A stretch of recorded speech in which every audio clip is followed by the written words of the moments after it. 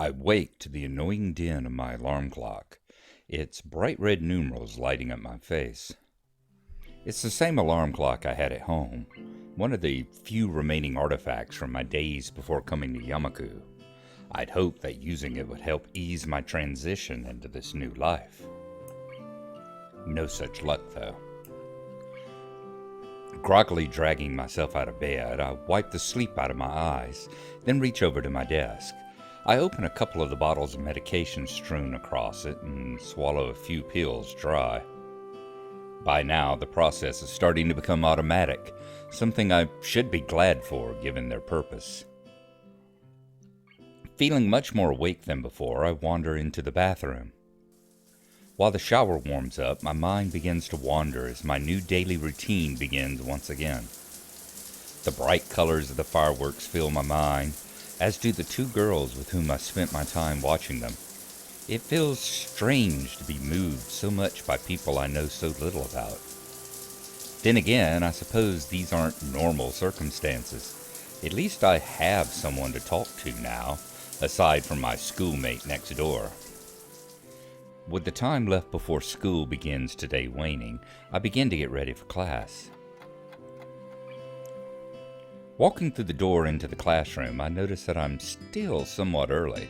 I see about 5 or 6 students milling about, most of them looking as if they'd rather still be in bed.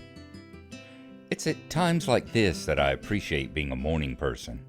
That said, 2 students in particular seem just as perky as always. Hi Shizune, hi Misha. I suddenly realized that my greeting would be lost on the former, so I quickly follow it up with a wave. She doesn't seem overly bothered. Or interested, for that matter. She signs. Hello, Hee-chan. Are you feeling well? I can only assume her greeting comes from Shizune. It's hard to tell if she's speaking as herself or Shizune sometimes. Better than most everyone else, I guess. You two seem bright and chipper. Misha signs us back to Shizune as I say it, eliciting a somewhat terse answer, if her sharp and rapid arm movements are any indication. Considering that these two made such a big deal out of the festival preparations, I probably should have chosen my words more carefully. Since you're a new student, we've been cutting you some slack. Please don't expect this kind of task dodging to be allowed in the future. Misha looks as if she's about to add her own comment, but quickly goes back to interpreting as Shizune continues unabated. While your contribution to Class's 3-2 stall is appreciated... Word sure got round quickly. That, or these two have their fingers on the pulse of the school. We would prefer your efforts to be focused on the task at hand, namely your own class. As much as I hate to admit it, they do have a point. Before I can respond, though, Shizune adds something more, which draws a smile from Misha. Did you enjoy the festival, then? Lecture over, I guess. Yeah, it was good, I tell them. Did you two enjoy it? Shizune gives a short nod as Misha grins and bounces her head up and down. The contrast side by side is amusing. Out of the corner of my eye, I notice more students starting to trickle into the classroom. A quick glance at my watch confirms that they're a few minutes late.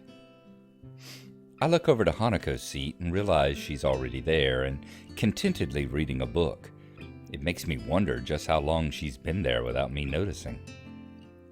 With heavy footsteps coming up the hallway signaling Muto's arrival, our idle talking comes to an end, and I take my seat next to Misha. As the door slides open, he strides through with a ponderous gait. His posture is even worse than usual, and his eyes are barely staying open. I guess my quip to Lilly and Hanako about the staff was misplaced. Everyone opens their books as he reaches his desk, and the first class of the new week begins.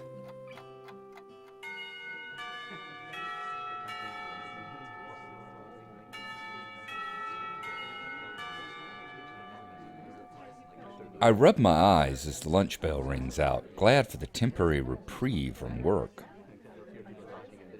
I'm entirely unsurprised when I look over to the door and see Lily standing there, cane in hand, patiently waiting for Hanako.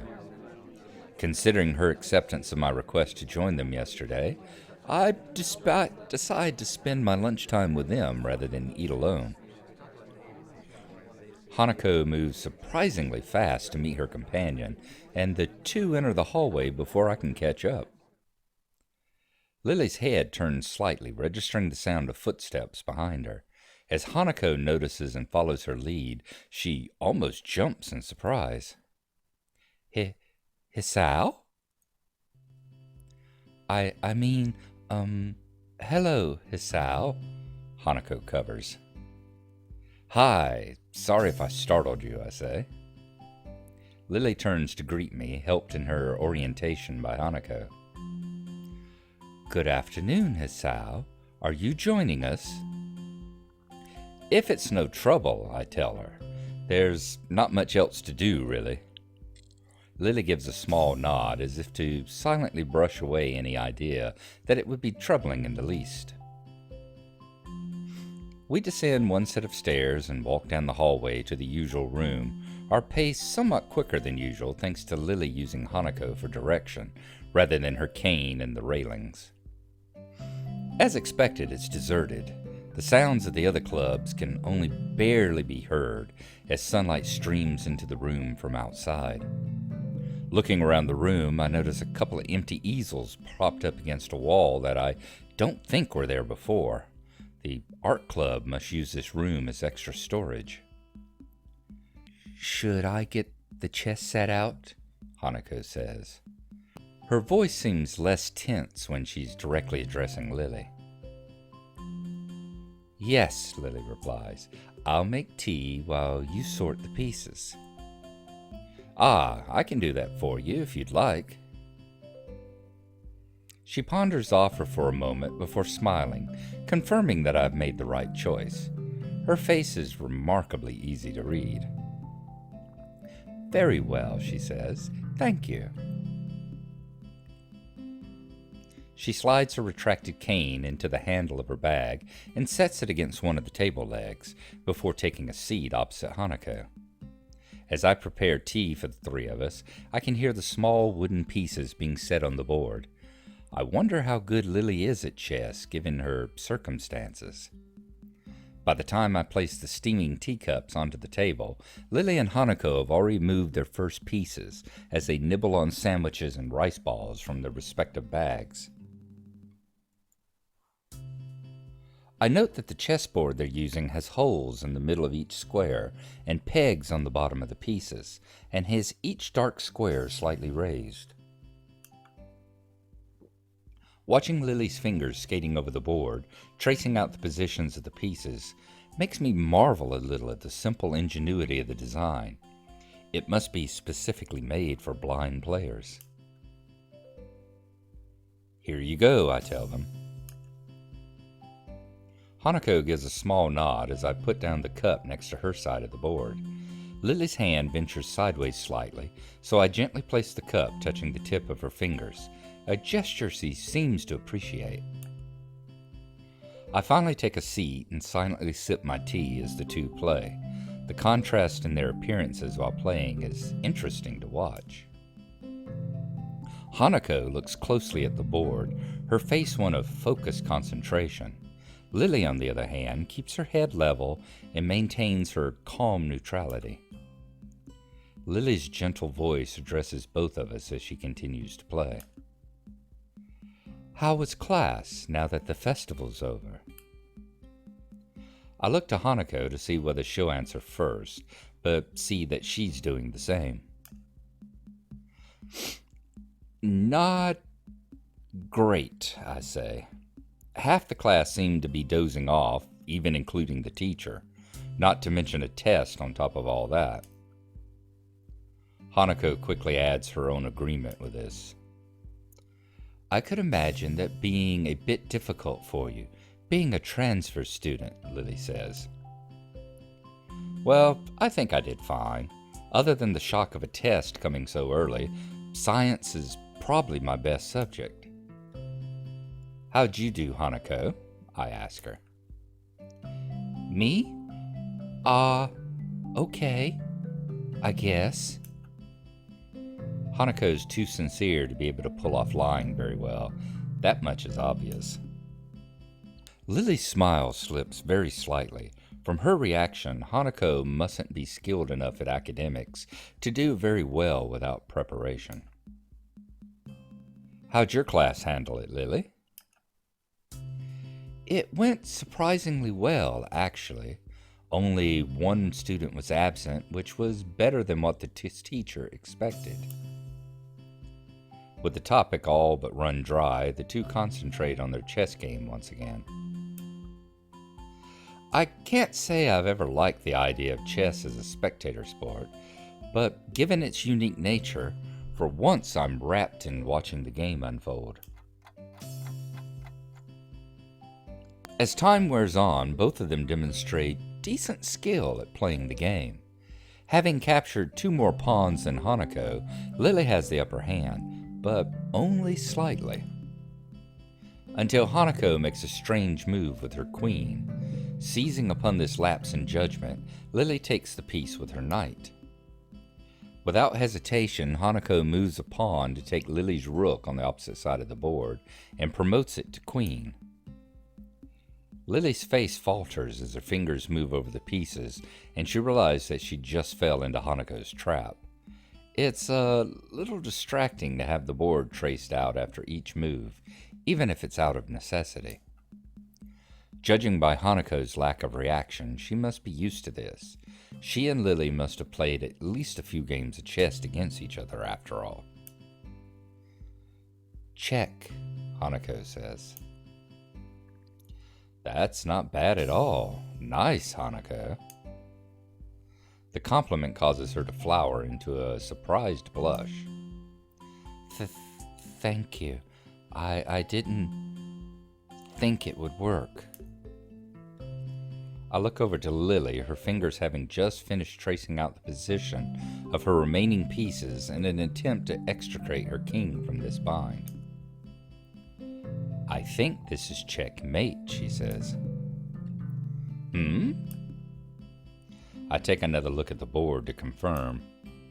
Sure enough, her king has nowhere to escape without being threatened by another piece.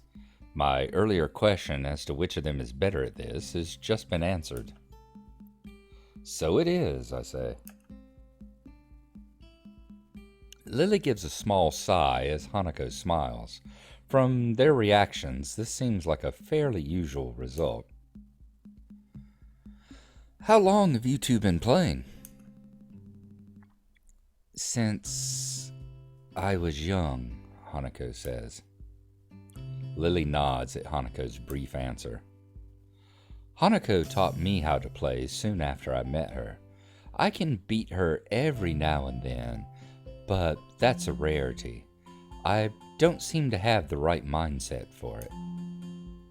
If Lily came to Yamaku at the start of high school and met Hanako when she moved to the dorms, that'd mean she'd only been playing for about 1 year. After seeing Hanako's level of play, I'm not too surprised Lily has trouble beating her. But she's better at languages than I am, so... Lily gives an appreciative, slightly amused smile at Hanako's quick reversal of her compliment. Well, that's how it is, she says.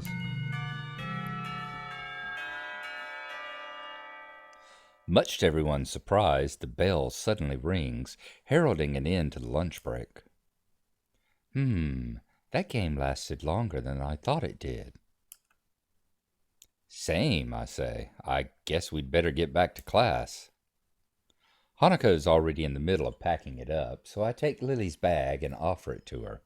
To my surprise, she takes it and nods, but then places it back down onto the table. Hisao, may I make a request? Lily says. Sure, go ahead.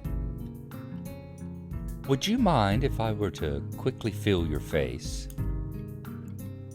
Oh, No, go ahead. I don't mind. The question takes me severely off guard, but once I regain my composure, it seems sensible enough. So far, Lily's had no idea what I actually look like, and this would be her only way to find out.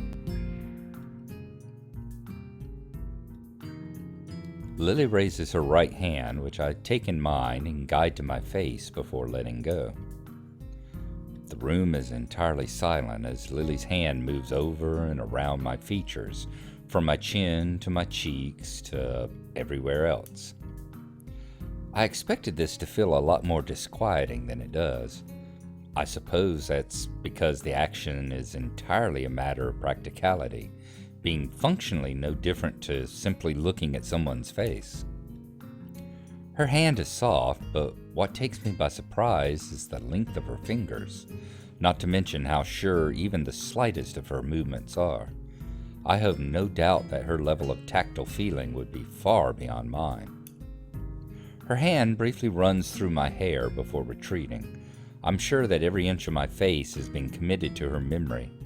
It's only now, too, that I realize Hanako's been silently watching the entire time. Thank you for letting me do that, Hisao. And if I might add, I think you are quite handsome. I blush a little at her remark before raising a questioning eyebrow. But if you can't see, how? Just because I can't see, that doesn't mean I don't have my own preferences. We'd better go now, Hanako interrupts. Yeah, that's a good point. I guess we'll see you later then, Lily.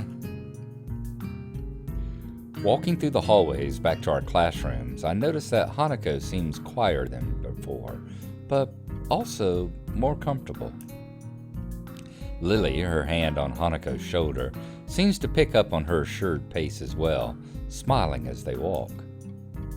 If I could spend the rest of my time at Yamaku like this, I don't think it'd be so bad. All that's needed for joy are small exchanges of happiness, after all. As I reach my desk and set my bag beside it, I realize something, or rather my stomach does. I was so busy with those two, I forgot to buy lunch.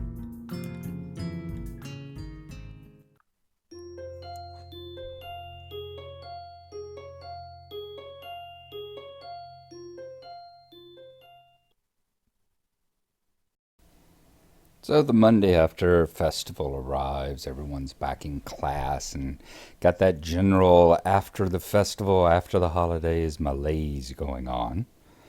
Misha and Shizune come up, um, just shortly berate him and encourage him to work with his own class in the future, before asking him how he enjoyed the festival and all, and then Muto coming in and getting class going on.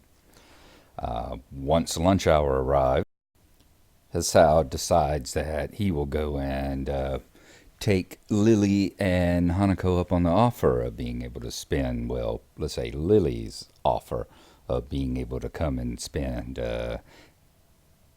time with them in the tea room whenever lunch hours comes around, as he doesn't have anything better to do. Not the best way he could have phrased it, where she says, "Are you coming with us?" And he's like, "Well, I don't really have anything else to do."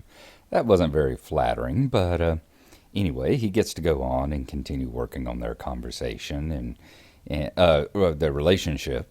And we get to see Lily and Hanako actually play a game of chess together. Then lunch comes to an end, and Lily asks if she can feel Hisao's face.